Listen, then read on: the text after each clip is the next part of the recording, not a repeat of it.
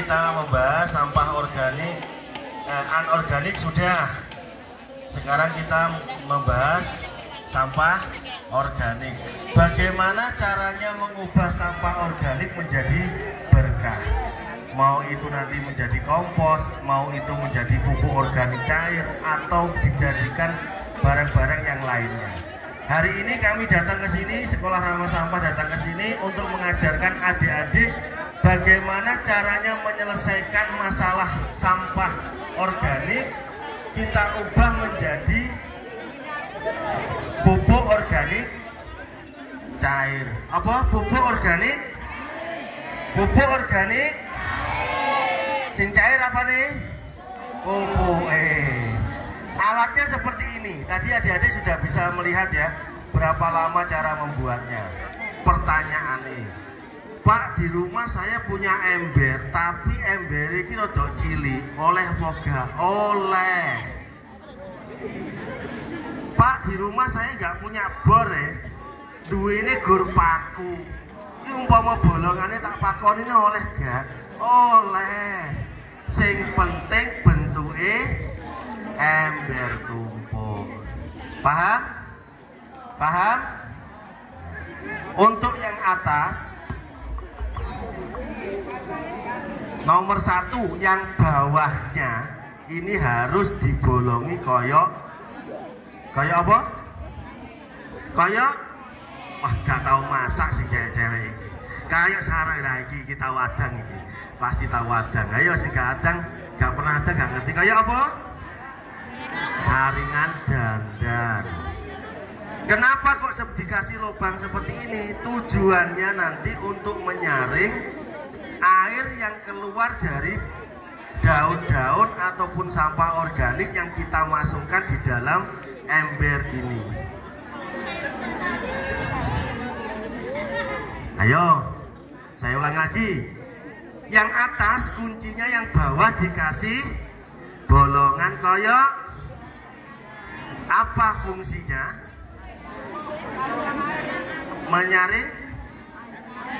Menyaring air yang keluar dari sampah yang kita masukkan di atasnya. Terus rahasia yang kedua ada di sebelah atas. Di atasnya ini ada lubang, jumlahnya 4. 1, 2, 3, 4. Ini ditutup. Apa fungsi dari keempat lubang ini? Agar lalat hitam masuk, agar lalat BSF masuk. Loh, pertanyaan nih, kenapa lalat hitam harus masuk? Membantu proses penghancuran sampah bitter. Jadi sampah yang ada di atas ini nanti dengan bantuan dari lalat hitam, maka sampah yang ada di dalam ini akan diproses, dihancurkan. Apakah lalat itu yang menghancurkan? Apakah lalat itu yang menghancurkan? Bukan. Terus yang menghancurkan itu siapa? Anaknya.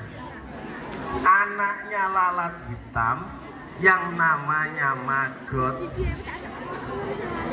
Ayo, yang roh maggot, cerita nih maggot bentuknya kayak apa? Ayo, yang tahu maggot, siapa yang tahu maggot? Bentuknya maggot kayak apa? Gak tahu? Ada yang pengen tahu maggot? Silakan maju ke depan. Ini loh maggot. Ini maggot. Ini nanti saya tinggal, jangan khawatir. Didung satu-satu, gak apa-apa. Pokok aja dimut, ya didung. Oke? Jadi lalat BSF itu nanti masuk ke dalam, kemudian dia bertelur, kemudian dia menetas, berubah menjadi maggot. Maggot ini yang akan ngerikiti. Apa bahasa Indonesia ngerikiti? Ayo. Hah? Nyemili. Ayo, bahasa ngerikiti bahasa Indonesia apa? Apa? Mengikis. Jadi maggot ini yang akan makan daun atau sampah yang ada di dalam tong yang sebelah, ember yang sebelah atas. Hasilnya, meskipun daun-daun itu yang dimasukkan tidak mengandung banyak air, tetapi kalau dimakan sama maggot, otomatis dia akan mengeluarkan air atau lendir yang disebut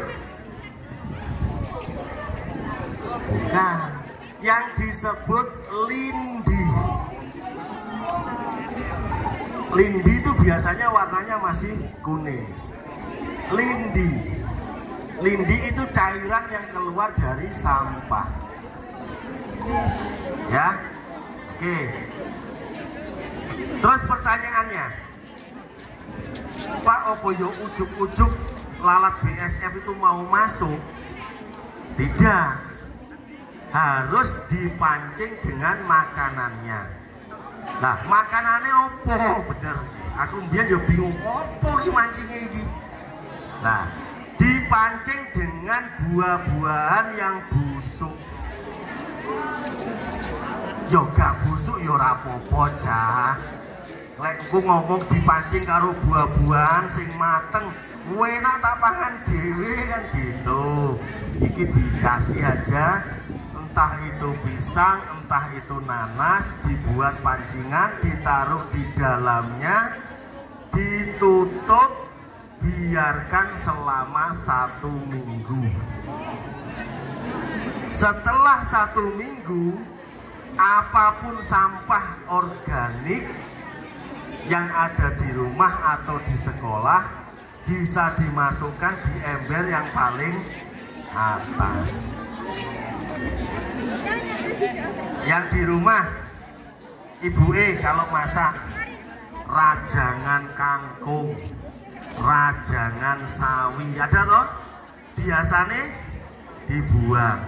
Kalau di rumah sekarang setelah punya ember tumpuk, jangan dibuang, masukkan ke dalam ember tumpuk.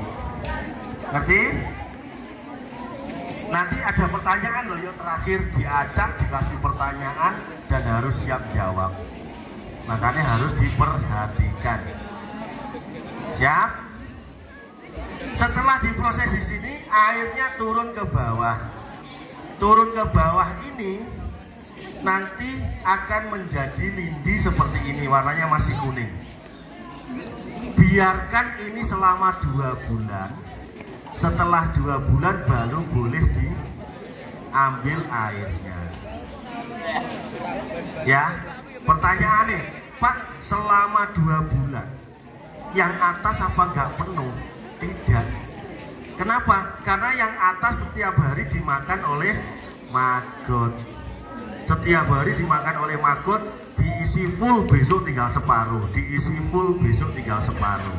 Selama 2 bulan masih kuat nampung sampah organik.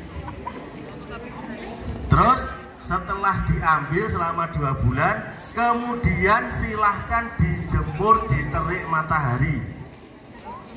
Dijemur di terik matahari dalam keadaan tutupnya tidak boleh rapat. Pertanyaannya boleh rapat? Meledos, karena masih banyak mengandung zat kimia, sehingga dijemurnya harus dalam keadaan tidak boleh kencang. Setelah dijemur selama 14 hari, yang tadinya warnanya seperti ini berubah menjadi hitam. Ini siap untuk dijadikan pupuk. Siap dijadikan pupuk. Oke. Terus tadi saya menyatakan satu alat ini bisa menghasilkan 3 hal. Ini yang pertama. Yang kedua, apa yang bisa diambil dari alat ini? Yang di atas adalah maggotnya. Maggotnya ini nanti kalau sudah 2 bulan jumlahnya banyak. Banyak ini bisa diambil dan bisa dijual. Harganya mahal. Harganya mahal. Dibuat makan manuk, dibuat makan ternak, dibuat makan itik, bisa, dan itu harganya mahal.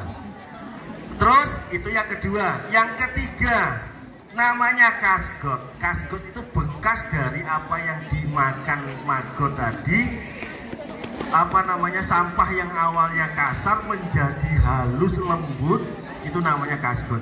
Itu harganya lebih mahal lagi.